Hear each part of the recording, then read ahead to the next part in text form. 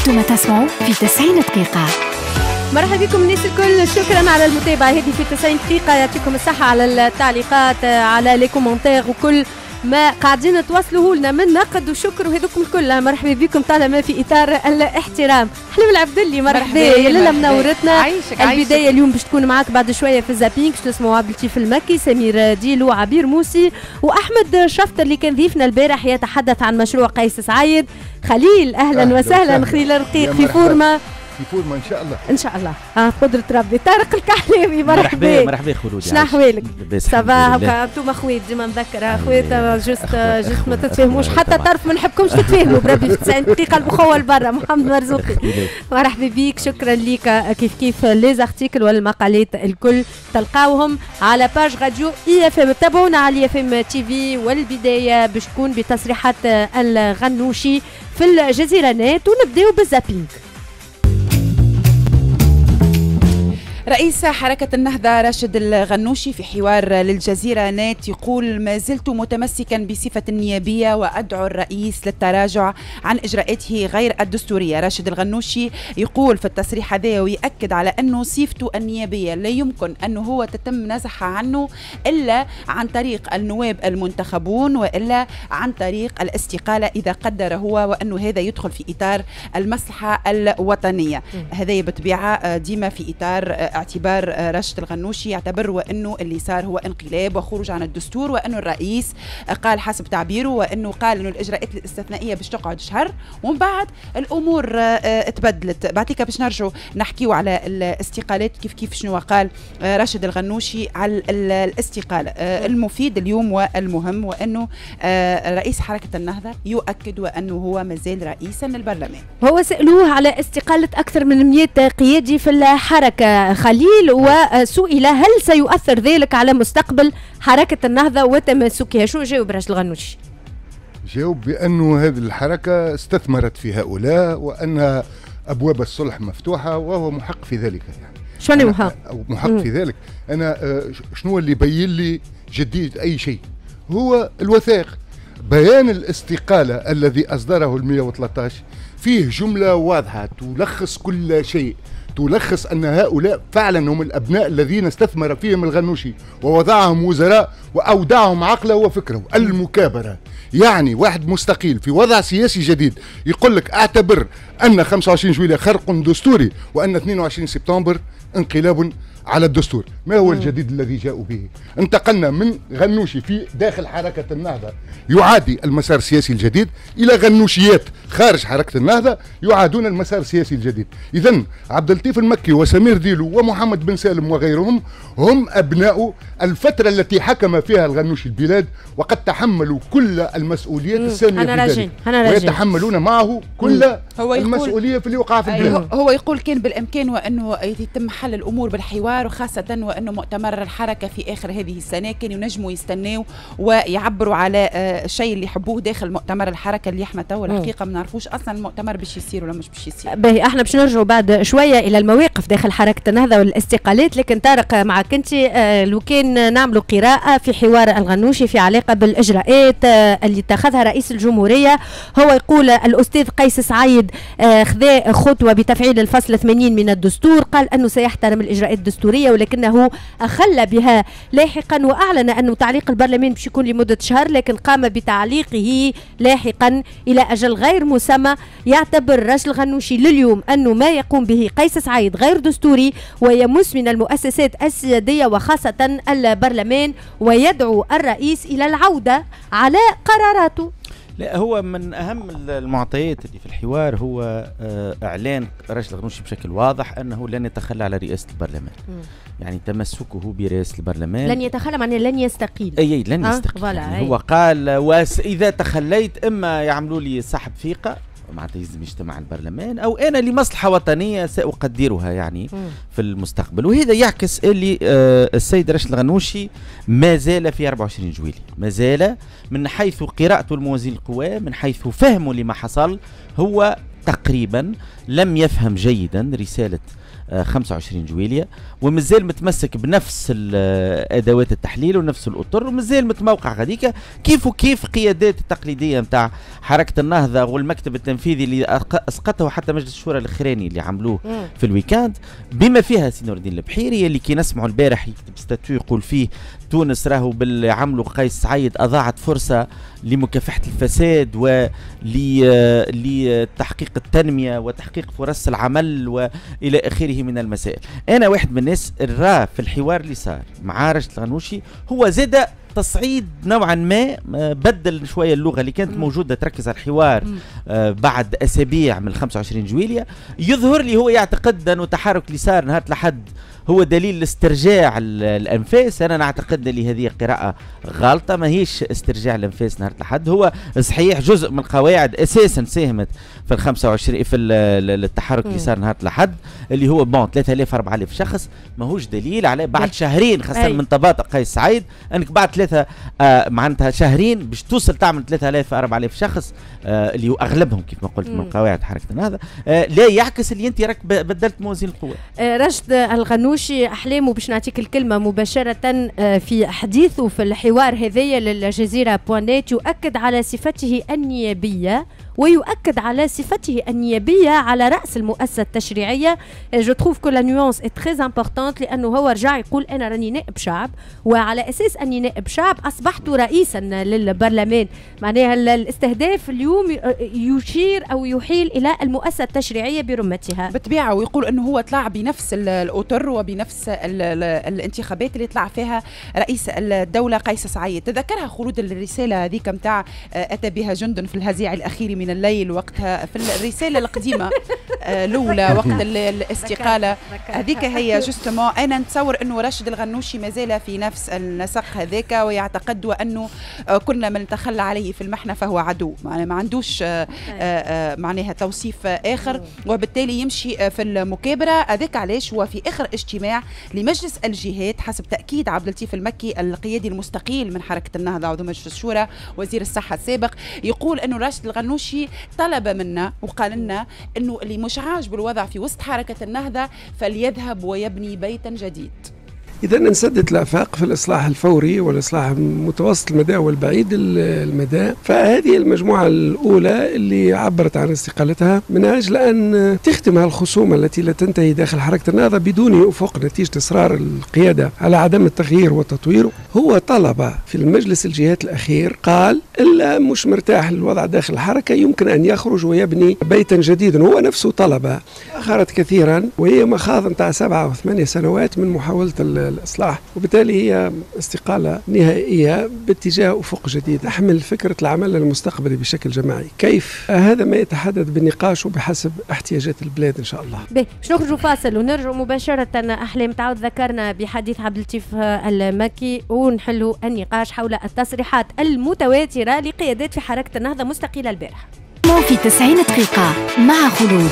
رجعنا لكم الناس الكل. أحلام العبدلي في الزابينغ سمعنا عبد اللطيف المكي اللي نقل حديث عن راشد الغنوشي. أحلام بالطبيعة كيف ما قال هو في مجلس الجهات الأخير، هو قال لهم رئيس الحركة راشد الغنوشي اللي نعرفوا احنا أن توا تقريبا عام ونص وهي الأمور في داخل الحركة هناك برشا تململ في علاقة بطريقة القيادة متاعه للحركة وبالناس اللي قرب منه، تحديدا مجموعة من النواب ولا من المقربين في قيادة الحركة، فيهم حتى شكون في عائلته. فما شق آخر يعتبر مناهض وإلا مناوئ خلينا نقولوا للشق الثاني اللي هو يتزعمه راشد الغنوشي. عبد اللطيف المكي يقول وانه الغنوشي قال لهم في اخر اجتماع للمجلس الجهات انه اللي مش عاجبه الوضع يخرج ويمشي يعمل كيان اخر او يبني بيتا اخر كيف ما يقول هو. طارق الاستقاله البارح وقت اللي حكينا عليها وكان معنا سمير ديلو لهنا حاول انه يفسر على طريقته وعطى لي زارغومون، ولكن فما توجس، فما نوع من عدم الثقه في الخرجه هذه اللي صارت. مثلا ابو بكر الصغير البارح يقول له وقت اللي حسيته انه النهضه انتهى وسينتهي بمفعول القانون، معناه اذا كان ستحل احزاب على اساس تقرير محكمه المحاسبات فانه حركه النهضه ستكون من اول الاحزاب اللي يمكن تصير فيها مشكله كبيره ويسقطوا لها قائمات ونواب الى غير ذلك. دونك التمايز مع راشد الغنوشي من جهه والتمايز والابتعاد عن مشروع حركه النهضه، ولكن هذا لا يعني انه المشروع سيتواصل بطريقه اخرى في صيغه اخرى. لا هو انا مراش المشكله مع المشروع، في النهايه التوجه نتاع الاسلام السياسي موجود في الساحه. ما انا عندي مجموعه من الملاحظات. اولا الكلام اللي قاله تو عبد اللطيف المكي حول انه انا عندي رخصه الدار هذيك داري، تحب تتفضل تقعد ولا برمشي ياخذ رخصه نتاع دار واحده اخرى. هو بالضبط يعكس طبيعه الصراع داخل حركة النهضة. هو ليس حول توجهات وتطوير وباش تولي فما ناس تقارن في الوضعية هذه بأربكان والعدالة والتنمية وحزب السعادة وكل الوضعية في تركيا، لا علاقة. لهنا عنا شخص يتشبث بالكيان هذاك والشقف هذاك متاعو، الأساس متاعو. تحب تعمل حاجة برمشي لبلاصة أخرى. حتى المدخل نتاع الفلوس سواء انا راني انا هو بيجيب الفلوس، انا هو اللي معني بالتمويل وكذا، واللي هو موضوع اساسي. هما يراوا اللي باش يدفعوا ثمن الموضوع نتاع التمويل من غير ما يكون عندهم عليه اي اطلاع واي معرفه. وهو لمح له البارح عبد اللطيف المكي الموضوع هذايا في الحوار اللي عمله. انا نحب نقول النقطه الثانيه اللي راهو من الصعب انه ناس تبدا في مجموعه عقائديه تخرج عليها. الخروج في المجموعه العقائديه اشبه من انك انت كفرت. ايوه ما انت حتى الاطار نتاعو ناس تربيت راهو اللي عمره من عمره 15 سنه وكذا. لكن فما الجانب اللي قلت عليه انت اللي فما فهم خاطر التباطؤ مش غير عادي. كان عندك الامكانيه وقت اللي عمل اتفاقيه مع الباجي قايد السبسي من غير ما يقول لك راس على راس وبعد على المؤسسات. كان عندك امكانيه في المؤتمر العاشر وقت اللي فرض انه يجيب مكتب تنفيذي يسميه منسجم بعكس الاغلبيه اللي صوتت وقت المؤتمر. كان عندك امكانيه وقت هذه، كان مشكلتك فعلا موضوع الديمقراطيه الداخليه.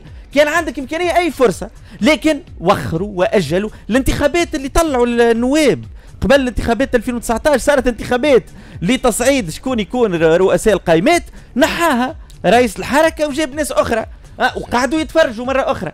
يعني فما مشكلة حقيقية في الانفصال، عملية اللي سماها عبد اللطيف المكي آلام الانفصال، مخاض الانفصال.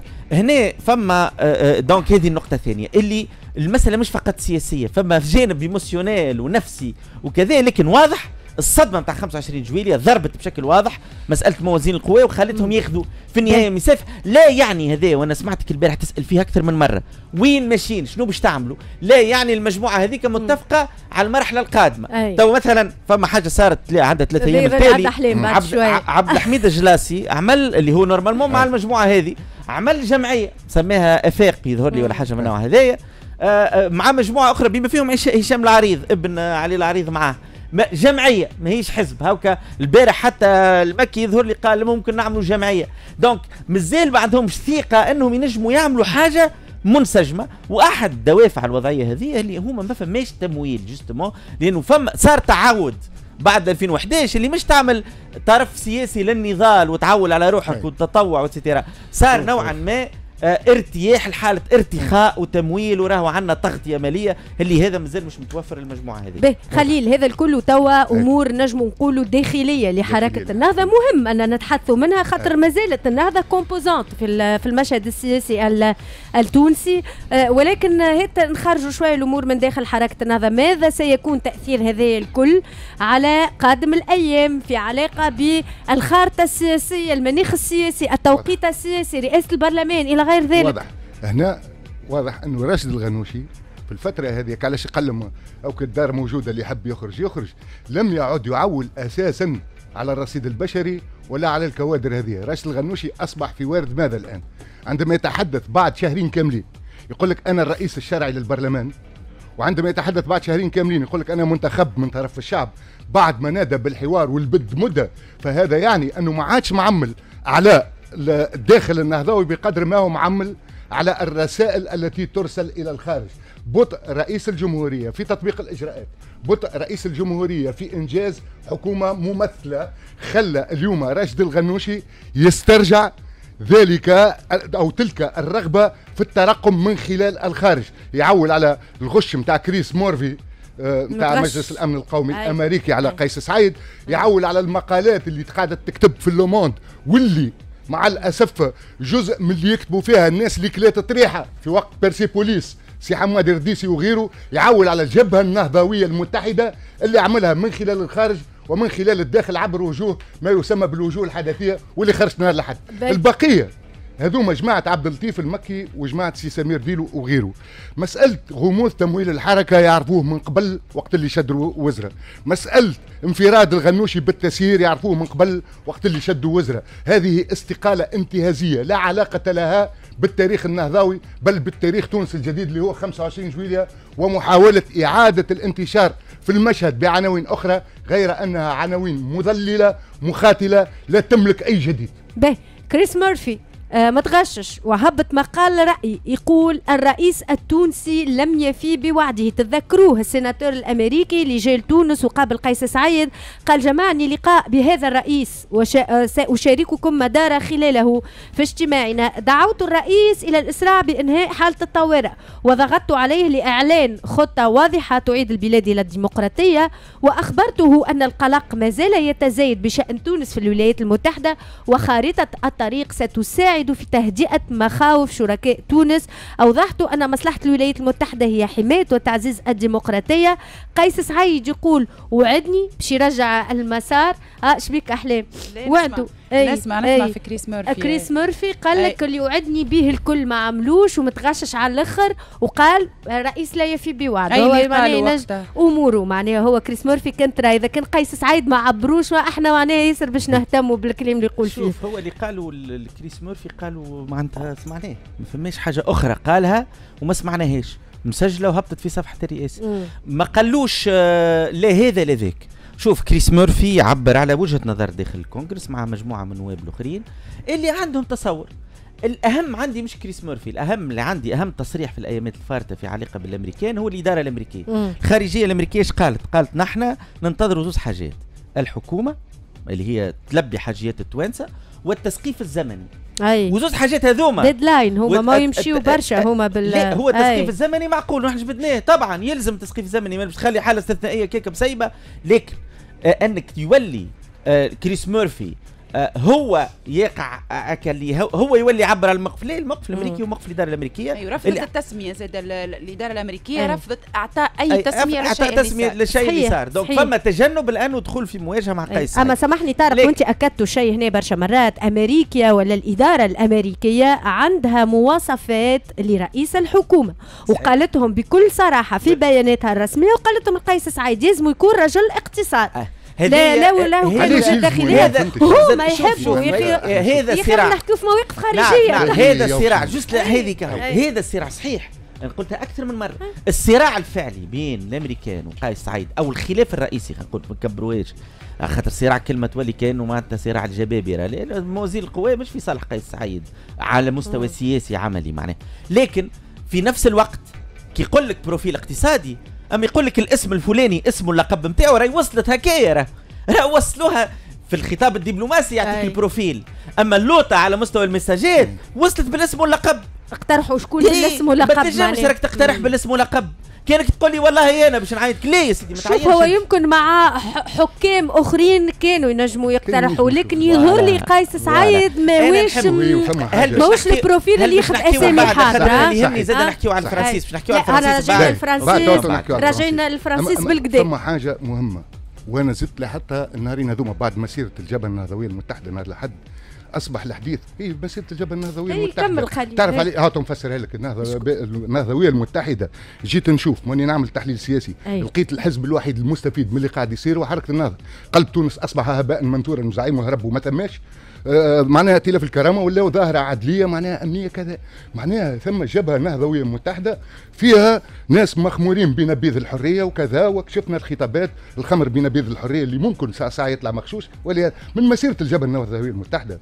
فهمت حاجه؟ والله قداش منحاز معناها توا الرئيس يقول عليهم مخمورين مثال شباب هما كيجاوبوا لا مخمورين بنبيذ الحريه، لكن هما قالوا نحن مخمورين بنسمعته. جواد مبارك قال نحن هنيئا بنبيذ الحريه. هذيك الصوره مجازيه شعريه مش النبيذ الواحد راهو ما نحكيوش عن نبيذ الحريه. شوف الحريه تخرج الاكستريم تاعها يخرج نبيذ كي يبدا نبيذ الحريه مخلط بشويه يشعل شعلان وكذا يولي نبيذ مغشوش مش باهي معناتها فهمت هيك. المهم هات نرجع للي يهمني انا. اللي يهمني يا خلود هو ان تعودنا فعلا وبدات تولي عندنا ثقافه عامه نتاع عندما تونس تاخذ اي قرار سواء سيادي ولا قرار اجتماعي ولا اقتصادي والله الامريكان ما يحبوش، والله الالمان عملوا احتراز، والله الكنديين ما عادش يحبوا يجونا لا درش. هذه الساعه يلزمنا نحيوها الساعه، لانه انا فرحان برشا باللي مره في حياتنا نجموا نقولوا لا. شو معناها تعطيني اسم سيادتك قاعد نعين لك انا في شكون اعضاء الكونغرس نتاعك ولا في الحكومه نتاعك؟ ثم هات ناخذوا مثال من الاسره الدوليه اللي تخاف على مصالحها. ماكرونش قال على الامريكان النهارين هذوما وقت اللي افسدوا له صفقه غواصات مع استراليا، قال على الاوروبيين ان ينتبهوا الى الاستراتيجيه الامريكيه المخادعه وما يجروناش معاهم في عركه امريكا مع الصين. ما ثم ناس تحب بلادها وثم ناس احنا يا خويا في تونس وقت ما نحبوا نعملوا حكومه سيدي ما يسالنا حتى واحد باهيش تو. عندك الحق، وحتى حد ما يعرف حتى حد ما يعرف مصلحة بلادنا أكثر منا ومن رئيسنا. والله ما نعرف هذايا. عندي جست ملاحظة على أنت قلت ملاحظاتك، أنت تحب الديدلاين. قيس سعيد قال لك خليوني رايد عندي مشروع. ايش بكم مزروبين؟ عنده الزمن الخاص بك مزروب. لا بالعكس، أنا أول وحدة قلت لهنا، قلت أنه الرئيس يتصرف ويفكر خارج الزمن، عامل الزمن السياسي الخاص به على مستوى الاتصال. خلق زمن اتصالي وزمن سياسي خاص بهذا. انا قلت من بعد هذه محمد هذا صحيح في علاقه بقيس سعيد، لكنه ليس بالضروره التصرف الصحيح. اليوم مثلا الصحيح ولا على الغلط، هذا توصيف اللي صاير هو دقيق التوصيف نتاعك، لكنه في نفس الوقت ماهوش الزمن اللي حشنا به، الزمن القائم صحيح. اليوم بركة أنا قريت تقرير تاع رويترز قبيله يحكي على الضغط على السندات المالية الخاصة بتونس، وصل للمستوى قياسي نتاع انت ما عندكش حكومه، فما عدم وضوح. برميل النفط زاد، يعني برميل النفط $80. هذا زمن، راهو هذا زمن واقعي وحقيقي، هذا زمن اقتصادي. ما نجموش نبداو نقولوا والله انا عندي الزمن نتاعي وما يهمنيش. لا لازم نقولوا له قيس سعيد راوينك ثم زمن تونس. هذا انت باش تبدا في زمن تونس ولا لا؟ هذا الموضوع اللي باش نطرحه. اول سؤال ضيفنا من بعد لطفي نبيل الحجي، عفوا لطفي انا شوني وليد ما نعرفش. نبيل الحجي النائب نبيل الحجي نبيل الحجي النائب على التيار الديمقراطي بالحق أول من تحدث على موضوع الزمن الاقتصادي من النواب المجمدين اللي هو يمكن أن يؤدي إلى فشل سياسي. تفضل أحلام. نرجعوا لمسألة الاستقالات داخل حركة النهضة اللي نعرفوا احنا اللي ربما هي عندها مدة من اللي بدات الموجة، مش الموجة، من اللي بدات الظاهرة هذه تدخل حركة النهضة تحديدا من وقت اللي استقال رياض الشعيبي ومن بعد استقال عبد الفتاح مور ومن بعد استقال عبد الحميد الجلاسي معناتها فرادى كانوا توا الاستقالة جماعية. سمير ديلو البارح اللي كان ضيفنا لهنا في تصريح ليه البارح دار برشا على وسائل التواصل الاجتماعي، يقول لو ثبت لدي بالأدلة قبل الاستقالة متاعه توا رسميا، لو ثبت لدي بالأدلة أنه النهضة متورطة في الاغتيالات لغادرتها حينا. إذا كان الناس الخلافات اللي ما بينهم والتقديرات المختلفة والانجاجمون بيرسونيل والكل هذا تقاسم أدوار، والله العظيم أنت تعرف حوايج ما نعرفوهاش. فضلا عن أنك تبني أنت المعطيات تقول لي ايش فيكم ما خرجتوش وقت اللي ثبت أنه تورطت في النهضة في الاغتيالات وفي التسفير الفساد. لو ثبت لدي حينها أنه النهضة متورطة في اغتيال بالعيد زميلي شكري بالعيد راني غادر، ولكن هذه كلها اتهامات بين فرقاء. لو ثبت لدي أنه النهضة متورطة في اغتيال بالعيد والبرامي لغادرتها حينا ونددت بمن هو متورط في ذلك. قضايا ما زالت مطروحة أمام القضاء. هذه التصريح الحقيقة أنا البارح من خلال هكا شوية وقت عديته مع الفيسبوك شفت اللي هو دار برشا وعمل برشا جدل. كلام سمير ديلو هذا في علاقة اليوم ووقعت المقارنة ما بين وقتها الملف متاع الاغتيالات والتداعيات متاعه على حركة النهضة وعلى الصورة السياسية والمسؤولية السياسية والأخلاقية وما إلى ذلك لحركة النهضة في الفترة ذيك، وما بين اليوم معناتها اللي اليوم ذوما استقالوا المجموعة النواب والقيادات استقالوا، خاصة أنه فيهم قيادات كانوا قراب برشا من راشد الغنوشي خاصة في المجلس، استقالوا بعد ما ربما صار الخلاف تصاعد ما بيناتهم وراشد الغنوشي في علاقة بمصالح الحركة، ربما بموقع الحركة السياسي كما قال خليل، الخوف من الفترة الجاية من المحاسبة ربما من بعد تداعيات الحكم اللي عدته النهضة 10 سنوات فترة الحكم اللي عدتها النهضة. كيف زاد تصريح آخر امبارح دار برشا لسمير ديلو لهنا عنا على المظاهرة اللي صارت نهار الأحد واللي كان هو حاضر فيها واللي كانت موجهة ضد الرئيس قيس سعيد اللي يتهموه حسب تعبيرهم انه هو عمل انقلاب نهار 25 جويلية ومن بعد عزوا بالمرسوم 117 الامر 117. يقول اذا نتحدى اذا كان اللي يطلعوا حضروا في شارع بورقيبه 2000 ولا 3000 فانا اعتزل العمل السياسي والشأن العام نهائيا. ثم حاجه خوفتني، الاخر مختلف معه ولكن ثم حاجه خوفتني، الكلام اللي اتقال في سيدي بوزيد واللي يقسم الشعب فاسدين ومخمورين ومنحرفين والاخرين الصادقين اللي هم صفقوا. هذه الحاجه الاولى. الحاجه الثانيه ما يتعلق بالدفع هذه بالنسبه ل 2000 3000 هاو تحدي قدام المستمعين الكل. اذا يطلعوا 2000 3000 انا اعتزل العمل السياسي والشان العام نهائيا. خلود اي خليل رجعنا. كلموا الاولاد خذوا راحتكم. انا عندي خليل على التصريح الاول بالذات ريت كاينك هكا وقع استفزازك من الداخل وانت تعرف خذ المسيره. ناخذ التصريح الاول ناخذه بكل موضوعيه، نتعامل مع سي سمير ديلو كشخصيه سياسيه تعرف تعمل وتعرف تقول. قال لو ثبت لدي ان النهضه متورطه في اغتيالي صديقي وزميلي شكري بالعيد لكنت قد غادرت تلك الحركه فورا. نرجع ل 2013. ماذا كان موقع سي سمير ديلو؟ كانت داخل السلطة، على الأقل ثبت لديه أن هناك مناخات أمنية متوترة، ثبت لديه أن الأمن العام لتونس كان مهيئ لجميع أنواع الاغتيالات، وأن هناك تقصير من وزارة الداخلية اللي تقلدتها حركة النهضة. لو كان سي سمير ديلو كونسيكون مع روحه يجب أن يثبت لديه أيضا، وهو المدني واللي مقدم لنا روحه في كل المحافل، كان يجب أن يثبت لديه ذلك من تصريحات صابر الحمروني وكريم المثلوثي اللي قالوا له راهو الغنوشي غرر بقصر وأسدى إلينا التعليمات للقيام بعملية باب سويق العنيفة. إذن لو ثبت لديك فكل شيء ثابت، ما هوش الثبات الإجرامي اللي القضاء يثبتوا، ثبات أنه سياسيا راشد الغنوشي ذكر اسمه في كل جنازات الشهداء ذكرا سيئا، الثبات أنه المناخات متاع الاغتيالات كانت تشير بأصبع الاتهام إلى النهضة سياسيا وأنت لم تتحرك. وهذا مسؤولية لكل قادة النهضة في الحقيقة، مش أمور شخصية. واضح. طارق. لا هو انا نفهم اللي كيقول الثبات هو بالقضاء ومش المسؤوليه السياسيه، لكن طبعا فما مسؤوليه سياسيه. موضوع الاغتيالات مانيش باش نعلق عليه لانه انا بالنسبه لي ياسر معقد، مانيش باش ما نجموش تو نتحدثوا. انا نحب نحكي على المسيره اللي صارت. انا ساعه خلينا نبداو واضحين. المسيره نتاع نهار الأحد او الوقفه نتاع نهار الأحد، سمعت المراسل تاع فرانس 24 نور الدين المباركي قال 4000 5000 العدد انتريسون، لكن انا بالنسبه لي 2000 ولا 4000 ولا 5000 اغلب الحاضرين فيه حتى نقاش هي قواعد حركه النهضه.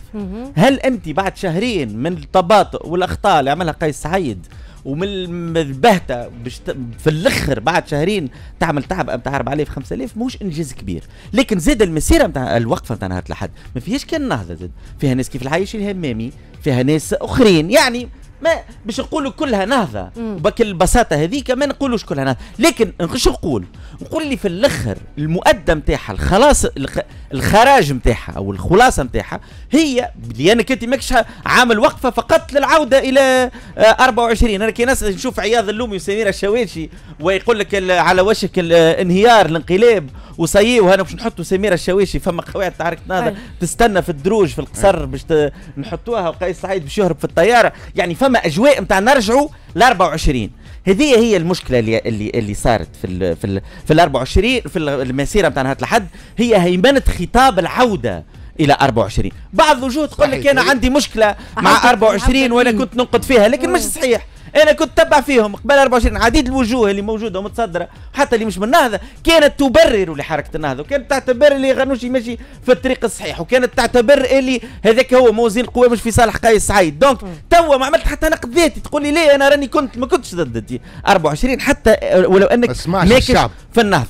انا الراي اللي الحاجه الناقصه في البلاد اللي هذا ماهوش باش يعمل حقيقه موازين قوى، من سيقدر باش يعمل موازين قوى هو خط ثالث على راسه الاتحاد العام التونسي للشغل، نحبه ولا نكره، اللي هو قادر بسبب المسألة الاجتماعية وبسبب اللي كنا نحكيو فيه التباطؤ الاقتصادي وميزانية تكميلية والوضع متاع السندات، هو اللي باش يخلق أجواء حقيقية تاع عاملين ميزان قوى مش اللي شفناه نهار الأحد.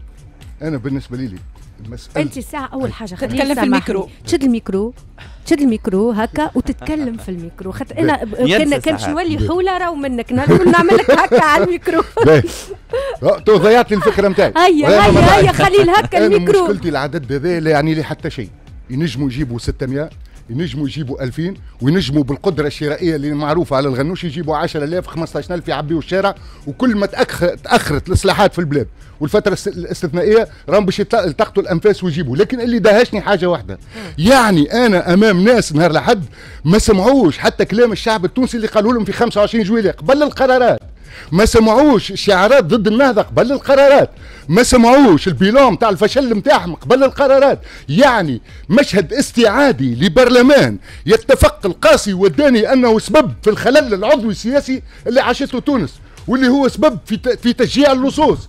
امس بركه حكم ب 15 سنه، ترى حكم ب 15 سنه بالنفاذ العاجل على واحد رجل الاعمال ارتاع في الفتره هذيك تاع دبش مستعمل، لمد 117 مليار من حلالي وحرامه. قدام شكون؟ قدام تلك السلطات اللي كانت تتغطى بالبرلمان هذاك وتخدم مع الفاسدين. هذا الكل ما شافوهوش، شافوا فقط اللي البرلمان تسكر، واللي الكتاب المقدس نتاعهم جاء انسان في شكل او باخر حرقه ولا شعمله.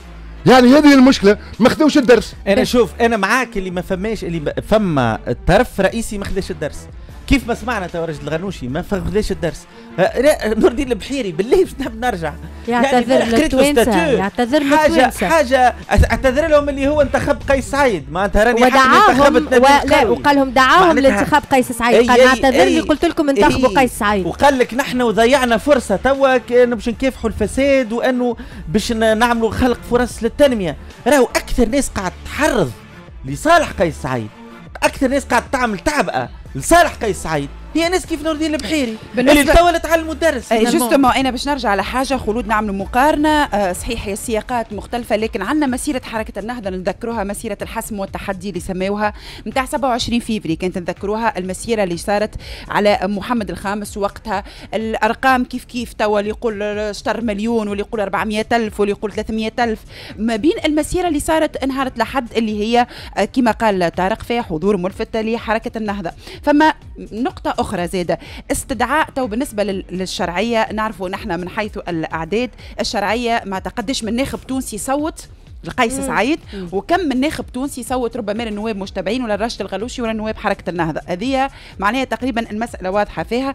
انا لهنا عندي سؤال، تفضل. اليوم استدعاء الشارع تم من طرف بركه، لانه احنا سمعنا سمير ديلو يحكي يقول انه تقسيم الشارع وخطاب سيدي بوزيد وانه فما عباد معاه وعباد ضد. اليوم رئيس الجمهوريه ما زال لم يستدعي الشارع، هذه راهو معطى مهم. اليوم احنا استعراض القوى والا التواجد في الشارع شفناه من شق بركه اللي هو معارض ليه. شوف رئيس الجمهورية سيستدعي الشارع على ما يبدو من خلال الاستفتاء، هذا اللي نفهموه من كلامه بالأساليب الدستورية، يقول أنه راهو باش يسمع الشارع بالاستفتاء.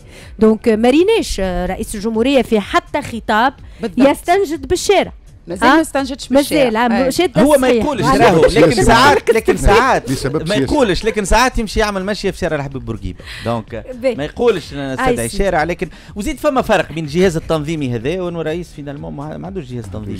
باهي الامر الرئاسي عدد 117 لسنه 2021، نتذكروا نهار 22 سبتمبر الباب الاول يتحدث على البرلمان.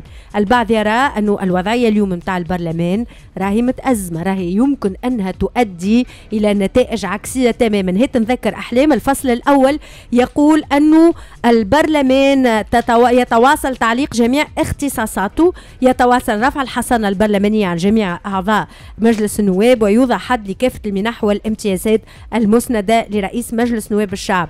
تواصل تعليق جميع الاختصاصات. هل اليوم الوضعيه هذه قانونية دستورية وما هي مآلاتها؟ هذه بالضبط الاشكال اللي حتى الاساتذه نتاع القانون ربما يختلفوا فيه. فما شكون يقول انه التعليق او عدم حل البرلمان من طرف رئيس الجمهوريه هو في حرص منه على عدم الخروج من الدستور، او ربما لعدم ارسال رسائل سيئه للخارج اللي كنا نحكيو عليه واللي ما ننكروش خلودا اليوم انه الخارج مهم حتى في الشان الداخلي التونسي، باعتباره اللي احنا ماناش في كوكب وحدنا ونتعاملوا مع اطراف خارجيه سواء كان على المستوى المالي، على المستوى الاقتصادي، على المستوى السياسي والثقافي وما الى ذلك. اليوم عبير موسي مثلا تقول انه كي تخلي مجلس معلق وعليه الغنوشي، انه اعماله معلقه وعليه الغنوشي رئيس، هذا اكبر خطر على تونس. نسمعوها. رئيس الجمهورية قلنا له راينا، قلنا له ما تمسش مشروعيته، قلنا له ما تهزناش الثنية اللي يحبها الغنوشي. الغنوشي ما ينجم يتصرف كان في الفوضى، وما ينجم يتصرف كان كي ياخو الدوسي نتاع المظلومية. يلزم اليوم حاجة اسمها انتخابات، هي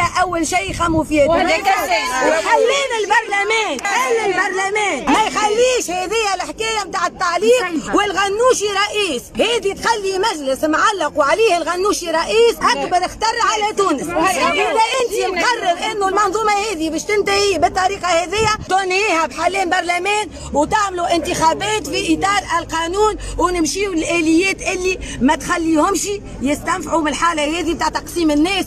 ومش كان عبير مسيرة وعبرت عليه الراي ذي خليل، فما برشا حتى مختصين في القانون يقول لك ماهيش وضعيه راهو هذيا اليوم برلمان هكا معلق ومجمد. الكلام هذا يتقال حتى في وسط النخب السياسيه، يقول لك اما هو افضل انك تمر الى تعليق العمل بالدستور وحل البرلمان وكريموندي الى مرحله سياسيه جديده تتوفر الاراده الشعبيه العملانه لانه الشعب عطي تفويض، والا تقعد في ذلك الاطار الدستوري الذي سمح للغنوشي اليوم بالتحرك في العالم كشخصيه شرعيه مقموعه، كطرف من السلطه مقموع. انه افضل لتونس اليوم يعني العمل داخل فصل 80 وتمطيطه ووضعيته الاستثنائيه وتعليق الابواب باش يخلي كل ما المده طالت كل ما الطرف المقابل يحاول ان يكتسب شرعيه داخليه وخارجيه. وهذا يطرح زوز فرضيات طارق، يا اما رئيس الجمهوريه ما ينجمش غيالمون دستوريا لا يمكن له ان يتقدم في حل البرلمان توا بالطريقه هذه، ولا ما يحبش. هو مش حتى راهي هو فما عدد من النواب اللي اقترحوا مساله الحل، توفير اغلبيه لحل البرلمان من الداخل. المشكل هو مؤدى وخلاصة هدايا. بالنسبة لقيس سعيد يرى اللي هذا إذا كان يهزنا الانتخابات التشريعية مبكرة تحديدا بدون استفتاء على الدستور، يعتبر أنه ما عمل حتى شيء. يعتبر ذلك علاش أنه المواصلة في تعليق وهو فعلا علق الدستور وعلق البرلمان الزوز مش فقط البرلمان، فانه هذاك هو خريطه الطريق اللي تسمح له باش يعمل استفتاء في النهايه. اي حاجه تحله على امكانيه انتخابات تشريعيه قبل الاستفتاء يراها مضره للمشروع اللي دافع عليه اللي هو النظام السياسي الجديد اللي ما ينجم يعديه الا باستفتاء. القانون الانتخابي الجديد والنظام الجديد البارح حكى لنا عليه احمد شفتر. سي احمد شفتر البارح احد ابرز اعضاء او وجوه الحمله التفسيريه والحمله الانتخابيه للرئيس قيس سعيد، كان ضيفنا البارح لهنا. يا احمد شفتر يقول لابد ان نعترف وان المنظومه فشلت، والاستحقاق الاجتماعي هو السقف السياسي اللي طرحوه التوانسه، والحديث على القانون الانتخابي هو ضمن المقاربه هذه، هذا بالطبيعه حسب حمله قيس سعيد. ونظام الاقتراع يقول احمد شفتر باش يكون اسمه النظام الديمقراطي القاعدي. على العموم لابد أن نتحدث على القانون الانتخابي ضمن مقاربة. هو لابد أن نعترف أن المنظومة فشل. نحن ما عندناش لا ننافس أحزاب سياسية ولا نتعارك مع أحزاب سياسية ولا ننقل الكراهية. نحن نرحب بالجميع لكن على أرضية الاستجابة لمطالب أبناء الشعب. الاستحقاق هو الاستحقاق الاجتماعي هو السقف السياسي اللي يطرحوه التوانسه في نضالاتهم في مسيرتهم، وقت يرفعوا شعار الشغل حريه كرامه وطنيه، الشغل استحقاقي على حساب السراق، هذا استحقاق اجتماعي بالاساس. ونظام الاقتراع شنو باش يكون اسمه في المستقبل سيد احمد؟ البناء الديمقراطي القاعدي. البناء اي ما بعض القاعدي نعتذر خاطر انا لهنا كتبت قعدت في نظام اللي كتبتها هي البناء الديمقراطي القاعدي. هذا هو احد اهم مشاريع الحمله التفسيريه للرئيس قيس سعيد. باهي خليل باش نعطيك انت الكلمه قبل وبعد طارق. خليل انت هذه الكل طوال الموسم قال الاخر تاع 90 دقيقه تحدثت على الموضوع من الاول من اللي كانت الفكره تاع المجالسيه ويدوروا في ولايات الجمهوريه ويحكيوا على المشروع. انا نعتقد الحوار اللي عملته انت امس في EFM مهم جدا للناس وللطبقه السياسيه وللعباد اللي فعلا ناس كبر. معناتها انت تحب تفهم قيس سعيد امشي للثنيه الصحيحه، بمعنى واحد ينسبوا باش يعمل درشني الخلافه، الاخر ينسبوا في حزب التحرير، الاخر خوه عمل تدوينه بنى عليها مشروع سياسي، والرجل كما قلت لك يخدم عنده سنوات في مجموعه تفكير او هو صديق لمجموعه تفكير. خلينا نقولوا مجموعه التفكير هذه ابعد ما يكون عن الاسلام السياسي وابعد ما يكون على التنويعات اللي قالوها الكل. هذه مجموعه عامله قراءه جديده للعمل الحزبي وللدور الأحزاب في بناء الديمقراطية، وتؤمن بأن الديمقراطية يجب أن تنطلق من القاعدة إلى القمة. واضح. هذا واضح جدا، وهذا موجود في الحملات التفسيريه وفي الفيديو وفي التصريحات نتاع الناس اللي معروفه. لو بروميير نوايو هما دوره صغيره بدات مع قيس سعيد. هو تعرفش قال احمد شفتر حاجه مهمه برشا، قال هو حمل مشروعنا، هو الذي تبنى المشروع، معناه هما اختاروه هو باش يتبنى المشروع ويكون رئيس. كل جزء من خطابه يقول في كلمه من كلامهم. حتى لين تو تلمدت عندنا يعطيك الصحه الصوره. والصوره هذه تعرف مشكلتها، معنى سامحني طارق لحظه، مشكلتها الوحيده هي عندما تمر للواقع العام للاحزاب اللي استانست بالتداوليه الديمقراطيه بين الاحزاب، باش تولي عندنا مشكله في تونس فيها انقسام حول القانون الانتخابي وحول طريقه الانتخاب. اول حاجه تلموا عليها المجموعه ذي على ما يبدو طارق هو نبذ الحياه السياسيه والحزبيه، ومن بعديك بداوا بشويه بشويه يبنيوا للي خلطوا اليوم. سي فوزابل ولا لا؟ هل واقعيا يمكن تكريس البناء الديمقراطي القاعدي والا لا؟ شوف النظره هذه اللي كنا توا اللي سمعتها البارح سي بيان، انك البارح جبت حد فعلا انا قاعد نقول مده ماناش ماخذينه مش بجديه، ماناش قاعدين نحكيو عليه، في حين هو معناتها يلزمنا انت حتى حد ماخذيه بجديه. شوف المجموعه هذه هي متنوعه، راهو اونتر بارونتيز مش كان الخط نتاع رضا وسونيا والطرف اللي عنده ربما خلفيه بخلاف هذاك، فما بخلاف هذاك فما قيس سعيد نفسه، فما ناس اخرى زاد مش ظاهرين، مش بالضروره حضروا في الاجتماع اللي صار في الكباريه توا اكثر من اسبوع التالي، خرج في صفحه نتاع تفكر الديمقراطيه ونفكر معا في الديمقراطيه، وتخرجت مجموعه من الفيديوهات تفسر تصورهم، مش هذوك مكاو المسألة معقدة. حتى قيس سعيد مش بالضرورة نفس وجهة النظر نتاع رضا المكيرة، لكن سي تريز امبورتون انه في الاسابيع والاشهر الجايه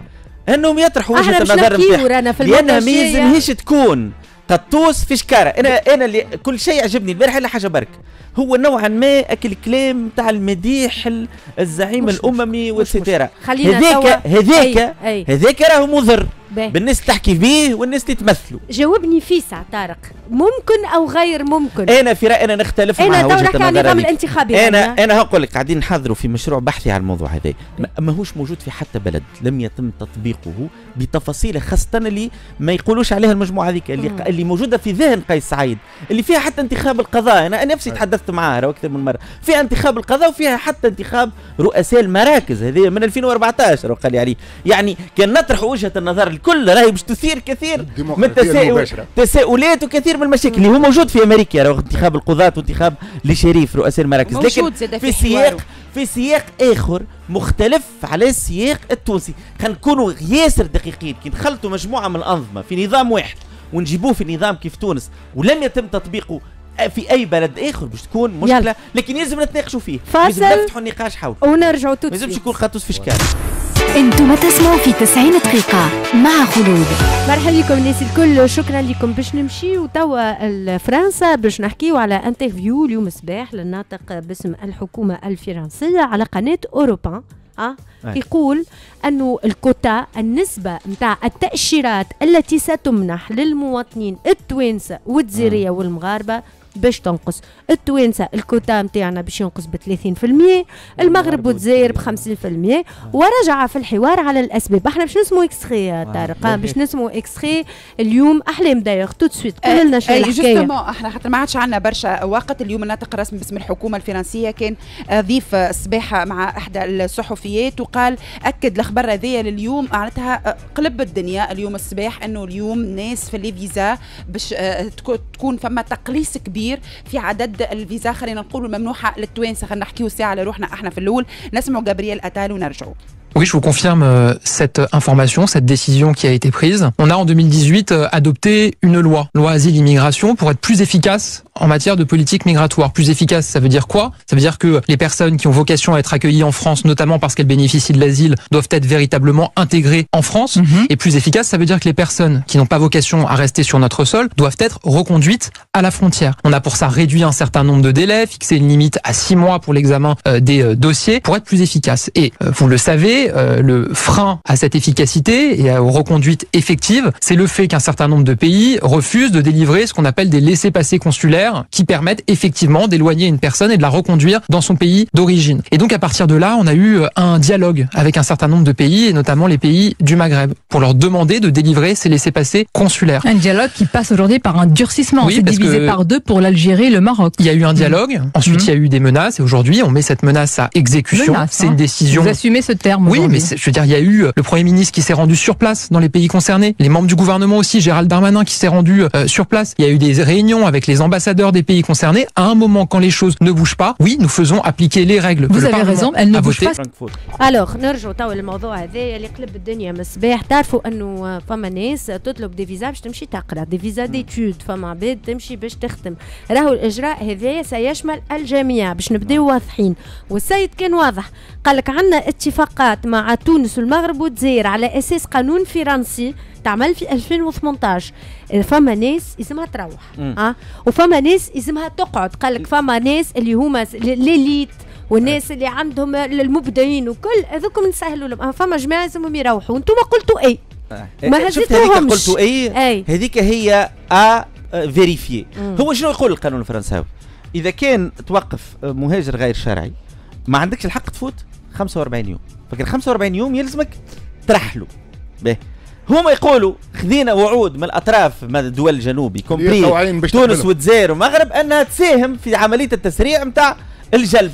هذايا في حد ذاته افيريفيي. لكن المشكل الاكبر لاباس انا نعرف فرنسيس يجيو بالكارد ايدونتيتي نتاعهم يدخلوا لتونس، وانت تعمل لي الوضعيه هذيا. راهو طبيعي انه يصير نقاش على الموضوع هذا. انا سمعت اليوم رمضان بن عمر بتاع المنتدى الاقتصادي والاجتماعي قال معناتها انت قاعد تعاقب في الناس لانهم تولدوا في تونس وفي الجزائر وفي المغرب، وانت تختار لي معناتها ساي انا ما يسالش نريقل لك الجي دي بي نتاعك النمو الداخلي، نعطيك مهندسين نصرف عليهم وطب واتسيتيرا، ولا من بعد تجي تقول لي طالب باش يقرا ليه مش راهو. شوف الموضوع هذايا زاد جاي في سياق وضع اكبر نتاع توتر حقيقي مع فرنسا. انا كي نقرا توا اللي ماكرون حتى توا اللي جاوا بعد الدعوه نتاع القمه الفرنكفونيه وهز خشمه نقول والله تعرف يظهر لي غالطين من الاول انا قبلناها القمه الفرنكفونيه. ولهنا مانيش نحكي راهو بالمنطق نتاع طز في فرنسا، لا مش طز، لكن انا كل نهار قلتها. شفتك الافتتاحيات اللي جاوا في جرة بعضهم لو موند، لفيغارو، ليبيراسيون، ماريان. راهو صحيح فما ديمقراطيات عريقه، راهو لكن حتى في الديمقراطيه العريقه فما اعلام سائد، فما مين ستريم ميديا، ومين ستريم ميديا كي يتفقوا على موضوع معناتها فما موقف فرنساوي. لهنا انا نضحك على الناس اللي تقول على قيس سعيد عميل لفرنسا بوس الكتاف. هاو توا الراجل في ازمه مع الفرنسيين. هو ماكرون قال لك في ازمه غير علينا يقولوا لنا ما قالش يكذبوا علينا، يقولوا لنا ماكرون متقلق بالجيين على تصوير تونس والديمقراطيه. ماكرون اللي داعم قاده في افريقيا نتاع استبداد ونتاع ديكتاتوريه باش يقول لي هو مشكلته الديمقراطيه في فرنسا. اي لحظه خليني جست نصحح بعض المعلومات. رئاسه الجمهوريه في اتصال خاص مصادرنا تقول انه مازال ما فماش لا رفض لا قبول للدعوات، اما فما تاخر في الكونفيرماسيون. شوف هو مازال شهرين، ما نعرفش انا لو بروتوكول اسكو يقول شهرين شهر الحقيقه معناه، ولكن اليوم ماكرون وترودو بالاساس هما اللي مازال ما خلطش الرد نتاعهم. دايوغ هاوكا الجورنال افريكان انتيليجنس تقول انه سومي دو لا فرانكوفوني فما مشكل في علاقه بالرد تاع ماكرون وترودو. فما جريده لو موند كيف اللي ولت البارح تقول تونيزي لو سيزم قيس سعيد. بيان سور فما كتاب ومختصين في القانون كيما حماد الرديسي كيما سليم اللغماني هما الناس اللي استشهدوا بارائهم في الموضوع هذا. وفما مشكله الفيزا نرجع لها مره اخرى.